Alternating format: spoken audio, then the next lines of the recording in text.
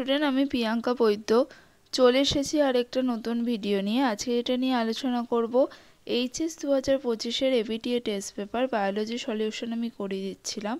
যারা আগের ক্লাসগুলো দেখোনি অবশ্যই সেগুলো ফলো করো, ডেসক্রিপশনে লিঙ্ক দিয়ে দিয়েছি। তো আজকে 103 নম্বর পেজের 2 মার্কসের যে প্রশ্ন উত্তর সেটা আমি কমপ্লিট করিয়ে দিয়েছিলাম। এবার 3 মার্কসের যে প্রশ্ন উত্তরগুলো আছে সেগুলো আমি বলে দিচ্ছি। তো দেখো, প্রথমে বলি আমি সাতরা পাবলিকেশনের বইটা ফলো করছি এবং সেখান থেকে পেজ নাম্বারগুলো তোমাদের মিলে যাবে। প্রথম যে প্রশ্নটা রয়েছে সেটা হচ্ছে বায়ুপরাগী এবং পতঙ্গ পরাগী ফুলের পার্থক্য লেখো। এটা 2 নম্বর চ্যাপ্টারের 71 পেজে পেয়ে যাবে। ঠিক আছে। তারপরে যে প্রশ্নটা রয়েছে ট্যাপেটাম কি, সেটা তোমরা পেয়ে যাবে। এটা একটু লিখে নাও তোমরা যে পুং রেণুস্থলীর অন্তঃস্থ পুষ্টিস্তরের নাম হচ্ছে ট্যাপেটাম। একটু স্ক্রিনশট নিয়ে লিখে নাও। রজচক্র নিয়ন্ত্রণে হরমোনের ভূমিকা লেখো। মানুষের জনন চ্যাপ্টারের পেজ নাম্বার 129 যে পেজটা রয়েছে সেটাই তোমরা দেখবে যে নিয়ন্ত্রণ বলে যে লেখা আছে, প্রত্যেকটা দশার যে নিয়ন্ত্রণ বলে লেখা আছে ওইগুলোই হচ্ছে হরমোনের নিয়ন্ত্রণ, তো ওইটা লিখে দিতে হবে। আচ্ছা, তারপরে যে প্রশ্নটা রয়েছে যে ট্রান্সলেশন প্রক্রিয়ায় প্রারম্ভিক দশাটি লেখো। এটা হচ্ছে তোমাদের 6 নম্বর চ্যাপ্টার 357 নম্বর পেজে ট্রান্সলেশন প্রক্রিয়ার প্রারম্ভিক দশা পেয়ে যাবে। ঠিক আছে, পুরোটা লিখতে হবে এবং ছবিটাও তোমরা দিয়ে দিতে পারো। তারপরে যে প্রশ্নটা রয়েছে লিঙ্কেজ এবং ক্রসিং ওভারের পার্থক্য লেখো। বইতে খুব ভালো করে আমি খুঁজে পাইনি, তাই অবশ্যই স্ক্রিনশট নিয়ে একটু লিখে নাও। এখানে আমি কিন্তু তোমাদের সাথে 2-3টে পয়েন্ট এখানে দিয়ে দিয়েছি। ঠিক আছে। তারপরে যে প্রশ্নটা রয়েছে বার বডি কি, সেটা পেয়ে যাবে পেজ নাম্বার 314 নম্বর পেজে। ঠিক আছে। তারপরে যে প্রশ্নটা রয়েছে পরিব্যক্তি রিকম্বিনেশন এবং প্রাকৃতিক নির্বাচন বলতে কি বোঝো।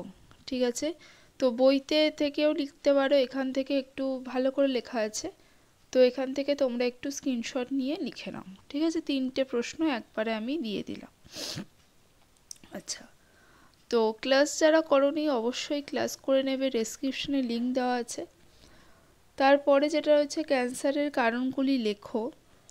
তো তার আগে বলি এই বইটা আমি ফলো করছি। অনেকে কমেন্ট করেছিলেন ম্যাম কোন বই ফলো করছেন, কোন বইয়ের পেজ নাম্বার বলছেন। তো আমার কাছে এই বইটা ছিল, তো সেই জন্য আমি এইটারই পেজ নাম্বারগুলো বলে দিচ্ছি তোমাদের। যদি পেজ নাম্বার না মেলে কোনো অসুবিধা নেই, চ্যাপ্টারের নাম বলে দিচ্ছি, সেখান থেকে পেয়ে যাবে।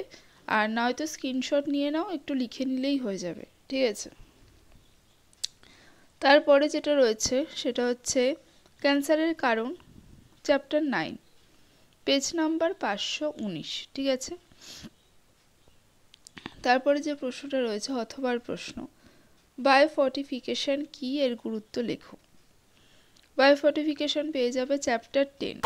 ঠিক আছে, পেজ নাম্বার 569-এ, এবং এর যে গুরুত্ব রয়েছে সেটা উপযোগিতা যেগুলো রয়েছে তার মধ্যে লিখে দেবে 2-3টে পয়েন্ট।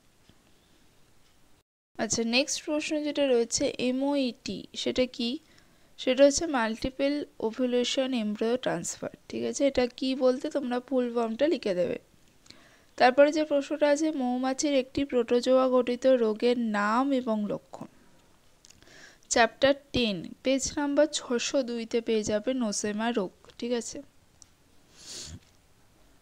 তারপর যেটা রয়েছে সেটা হচ্ছে শিল্প উৎপাদনে 12 নম্বর চ্যাপ্টার ব্যাকটেরিয়ার ভূমিকা লেখো। সেটা হচ্ছে 639 নম্বর পেজে এই যে ব্যাকটেরিয়ার যে ভূমিকাগুলো রয়েছে, শিল্প উৎপাদনে ব্যাকটেরিয়ার ভূমিকা, 12 নম্বর চ্যাপ্টার নয়, এটা 11 নম্বর চ্যাপ্টারে পেয়ে যাবে।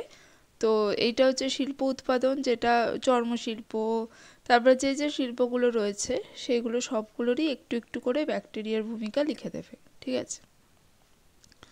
আচ্ছা,